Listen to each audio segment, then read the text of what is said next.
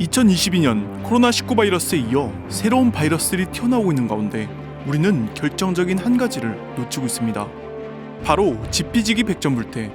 상대를 알고 나를 알면 100번 싸워도 위태롭지 않다는 뜻이죠. 그래서 이번 시간은 바이러스의 실체에 대해 살펴보고 그것을 극복한 역사의 비밀에 대해 알아보겠습니다. 과학이 눈부시게 발전한 21세기 오늘날, 생물학자들은 놀라운 주장을 하고 있습니다. 바이러스는 수십억 년의 역사를 가진 지구 초창기부터 지금까지 존속해왔다는 이야기죠. 머리카락보다 1000배 이상 작고 무려 세포보다 크기가 작은 바이러스는 모든 살아있는 생물체의 접근 권한이 있을 정도로 무시무시한 능력을 가지고 있습니다. 그리고 그 녀석의 집요함은 역사적으로 명성이 자자하죠.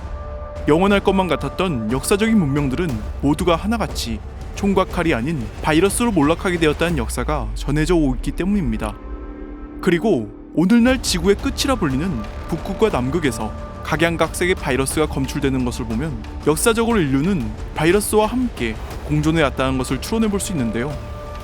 그렇다면 도대체 이런 집요한 녀석들 사이에서 어떻게 인류가 생존할 수 있었던 걸까요? 오늘날 우리 인류는 중대한 사실에 대해 마주하게 되었습니다. 바로 우리 몸을 보호하는 자체 방어 시스템인 면역력이 저하되면 건강이 무너질 수밖에 없는 필연적 사실에 대해서 말이죠. 그리고 그것을 가장 잘 나타낸 사례가 바로 수두 바이러스의 감염 사례입니다. 어릴 때 수두 바이러스에 걸렸던 사람은 감염체가 완전히 완치되지 않은 채 몸속 신경에 잠복하고 있다가 면역력이 급격히 저하되면 신경질환인 대상포진으로 확진될 가능성이 높은 것으로 밝혀졌기 때문입니다. 그래서 의학 전문가들은 면역력 저하의 근본적인 원인, 스트레스의 위험성에 대해 다시 재조명하고 있습니다. 왜냐하면 마음의 감기라 불리는 우울증뿐만 아니라 다양한 질환과 염증을 일으켜 암 발생의 트리거로 지목되고 있기 때문이죠. 게다가 스트레스는 외부 환경을 받아들이지 못하는 마음에서 비롯된 것이기에 어떠한 약물로도 식이요법으로도 효능을 발휘하지 못한다고 알려져 있어서 이 시대의 새로운 문제로 대두되고 있습니다. 그래서 선진국에서는 이 만병의 근원이라 불리는 스트레스를 극복하기 위해 마음을 치유한다는 명상법으로 접근하기에 이르렀습니다. 우리 모두가 알고 있는 세계적인 인물, 농구선수 마이클 조던과 혁신적인 디자인으로 오늘날까지 칭송받고 있는 애플사의 영원한 CEO 스티브 잡스, 세계 최고의 소통의 여왕이라 불리는 오프라 윈프리, 이들 모두가 자신의 명성을 내걸고 명상의 중요성에 대해 강조한 것을 보면 그 효과가 어느 정도인지 가늠해 볼 수 있는데요. 게다가 초중고등학교와 미군 사관학교에서 명상 치유법을 통해 인간관계 속에서 벌어지는 집단 따돌림과 갈등들, 그리고 스트레스가 현저히 줄어들었다는 통계가 나온 것을 보면 실제 그들 사회 속에서 명상이 얼마나 중요한 역할을 하는지 알 수 있는 대목이죠. 하지만 오소리는 또 의문이 들었습니다. 그럼에도 불구하고 왜 명상은 코로나 대유행에서 빛을 발하지 못했을까요? 명상을 통해 스트레스를 해소하고 면역력을 높여 바이러스에 극복해야 하는데 전혀 그런 기색을 보이지 못했기 때문이죠. 그래서 미국에 전파된 게 정말 명상인지를 판별하기 위해 역사를 거슬러 올라가 보니 엄청난 사실과 마주하게 되었습니다.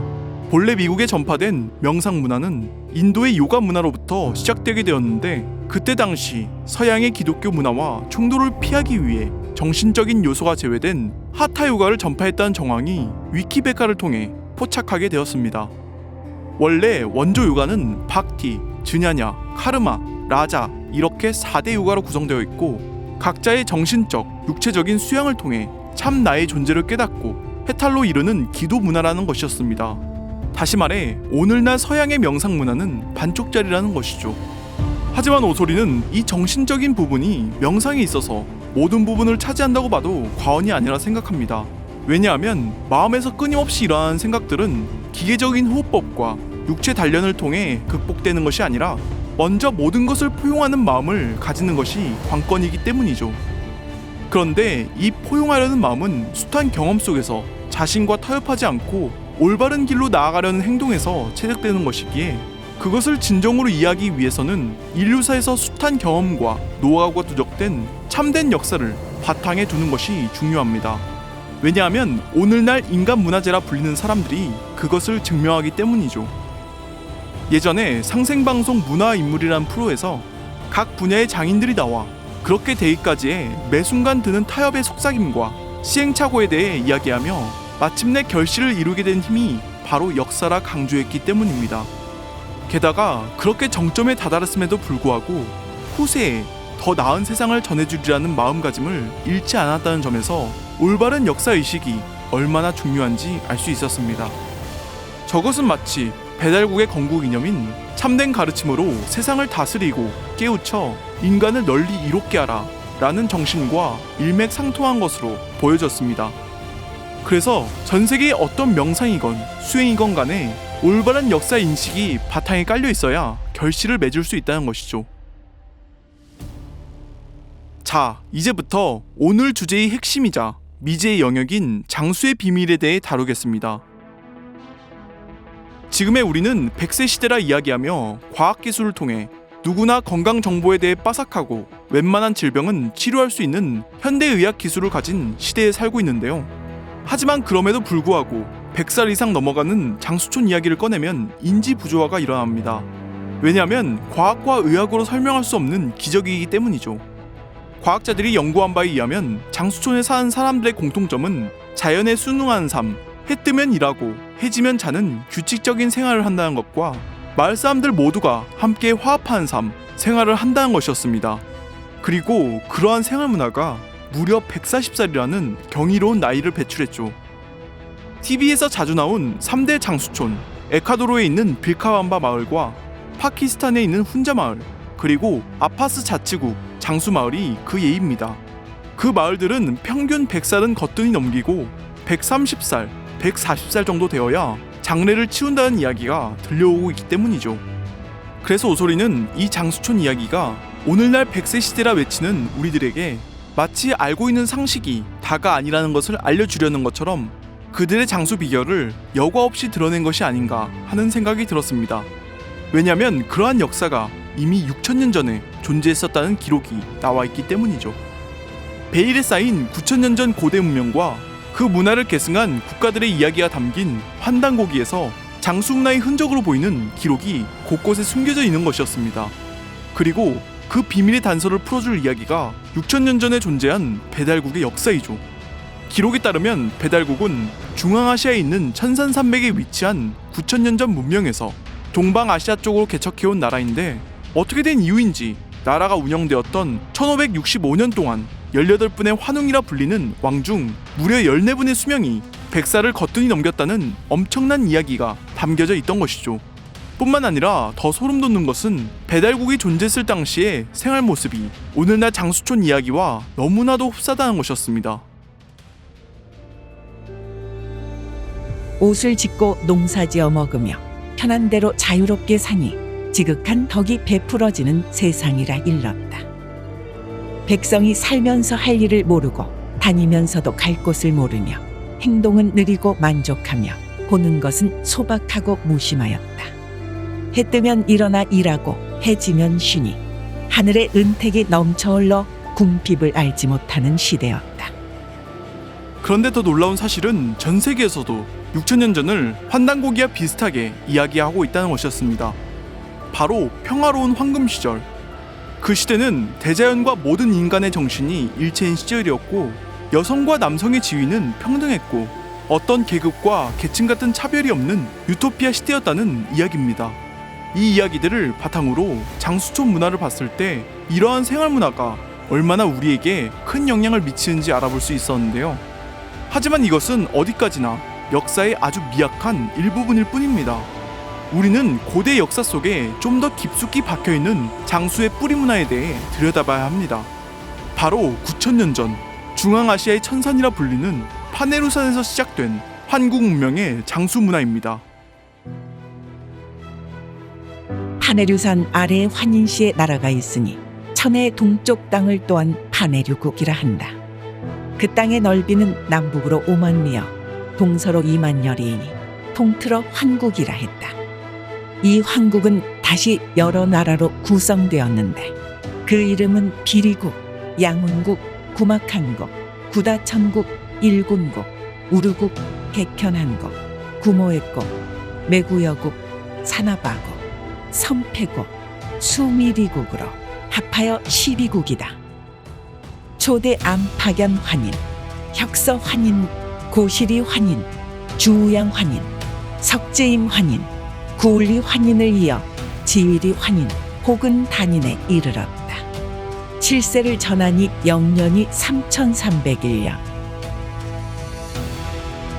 여기서 우리가 주목해야 할 것은 바로 황궁문명을 3301년 동안 7세를 거쳐 통치한 환인들의 수명입니다. 각각의 수명은 기록되어 있지 않았지만 추론해 볼 수 있는 것은 무려 한 분당 470살의 수명을 가졌다는 것이죠. 그렇다면 도대체 9000년 전 황궁문명은 어떤 비밀이 숨겨져 있는 걸까요? 처음에 환인께서 천산에 머물며 득도하여 장생하시고 몸을 잘 다스려 병이 없으셨다. 천산에 내려와 거처하시며 천신께 지내는 제사를 주관하셨다. 백성의 목숨을 안정되게 보살피고 세상의 무리를 겸하여 다스리셨다. 사람들이 사귐에 지나고 멀리하는 구별이 없었고 높고 낮음의 차별이 없고 남자와 여자의 권리가 평등하고 노인과 젊은이가 소임을 나누었다. 이 기록을 보면 아까 위에서 말한 전 세계의 역사처럼 황궁 문명도 비슷한 생활상이었다는 것으로 보여지는데 조금 다른 점이 있다면 득도라는 의미가 추가된 것이었습니다. 오소리는 이것이 9000년 전 장수문화의 열쇠라 생각하고 다음 기록을 보았습니다. 옛 풍속의 광명을 숭상하여 태양을 신으로 삼고 하늘을 조상으로 삼았다. 만방의 백성이 이를 믿어 서로 의심치 않았으며 아침 저녁으로 경배함을 일정한 의식으로 삼았다. 태양은 광명이 모인 곳으로 삼신께서 머무시는 곳이다. 화는 온전한 하나됨이며 광명이다. 온전한 하나됨이란 삼신의 지혜와 권능이고 광명은 삼신이 지닌 참된 덕성이니 곧 우주 만물보다 앞선다. 수행을 통해 지극한 선에 이르게 하시고 광명으로 지혜를 열게 하시고 하는 일마다 상서롭게 하시며 세상에서 유쾌하고 즐거이 살게 하셨다. 바로 이 원문에서 등장한 광명문화가 황국의 장수문화를 여는 관문이자 전 세계의 모든 정신문화를 하나로 융합시키는 키워드라는 것을 직감적으로 느꼈습니다. 왜냐하면 고대 문명에서 하나같이 광명을 숭상하는 태양신 경배 문화가 있었기 때문이죠. 환국의 역사를 그대로 품고 있는 9000년 전 홍산 문화에서도 광명 문화가 등장하고 서양 문명의 근원이라 불리는 6000년 전의 수메르 문명에서도 거대 피라미드를 만든 5500년 전의 고대 이집트에서도 이런 문화가 발견되었기 때문입니다. 그리고 여기에 더해 그 광명 문화로 연결되는 고대 인류의 공통된 생활 문화가 마치 우리가 알아주기를 기다리는 것처럼 역사의 파편으로 여태껏 남아있었기 때문이죠. 5500년 전 고대 이집트의 신앙 생활 문화,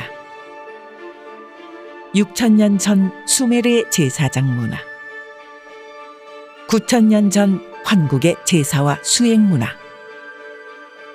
12500년 전 괴베클리 테페 유적의 제사 문화. 이러한 사실들을 근거로 봤을 때 역사적으로 인류의 생활 문화는 신을 추앙하는 문화로 이루어져 있다는 것을 알 수 있었습니다. 그럼 수행 문화의 정체는 무엇일까요? 일단 환단고기에는 이렇게 나와 있습니다. 평균 470살이라는 어마무시한 역사를 가진 황국 문명의 제사장이자 통치자인 환인들은 백성을 교화시키기 위해 수행을 시켰다는 기록이 나와 있고 또 그 문화를 계승받아 나온 배달구에서도 제사를 모시고 수행했다는 기록이 나와 있는 것을 보면 본래 고대의 장수 문화의 표준은 제사와 수행이 함께 해야만 힘을 받는다는 느낌을 받았습니다. 그럼 여기서 잠깐 오소리는 왜 이렇게까지 이러한 사실들에 대해 질질 끌며 역사에 대해 강조한 걸까요? 그 이유는 아까 위에서 말한 장인들의 행동처럼 올바른 역사를 배운 사람은 올바른 행동이 나올 수밖에 없는 구조이기 때문에 정신적인 깨달음을 얻기 위한 수행도 올바른 역사가 바탕이 되어야 진실된 믿음과 행동으로 수행을 해나갈 수 있기 때문입니다. 그렇다면 오늘의 하이라이트, 그들의 수행법의 비밀은 무엇일까요? 삼칠리를 택하여 상제님께 제사 지내고 바깥일을 꺼리고 삼가 문을 닫고 수도하셨다. 주문을 읽고 공덕이 이루어지기를 기원하셨다. 바로 주문 수행입니다. 주문이라고 하면 판타지 영화와 같이 현실과 동떨어진 미지의 이야기라 생각할 수 있는데 알고 보면 그렇지 않습니다. 바로 오늘날 모든 종교의 기도법이 주문 수행을 바탕으로 두고 있기 때문이죠. 불교의 진원밀교, 도교의 복식호흡법과 주문, 기독교의 주기도문과 기도법인 아멘과 할렐루야가 모두 일종의 주문인 것입니다. 자, 여기서부터 오소리는 한참 고민했습니다. 주문 수행법을 알리기가 엄두가 나지 않았기 때문이죠. 왜냐하면 역사적으로 주문 수행법은 정통 리더를 통해 전수받아야만이 왜곡되지 않고 각자의 깨달음으로 뻗어나갈 수 있기 때문이었습니다. 그래서 오소리는 1만 년 정통 수행법을 전수한 강연자의 영상을 추천합니다. 그 이유는 무려 30년 동안 전 세계의 역사 현장을 답사하고 문헌 고증을 하는 힘든 과정을 감내하면서까지 고대의 정신문화의 핵심인 환단고기를 역주하고 출간해서 제사 문화와 수행 문화를 평생토록 알리기 위해 힘써온 이 시대의 진정한 스승이기 때문입니다. 그래서 번거로우시더라도 추천 링크에 걸려있는 영상을 보아주시기 바랍니다. 그럼 지금까지 긴 영상 봐주셔서 감사하고요. 다음 시간에는 한국의 뿌리 문명인 25,000년 전의 바고 여신 문화에 대해 다루겠습니다.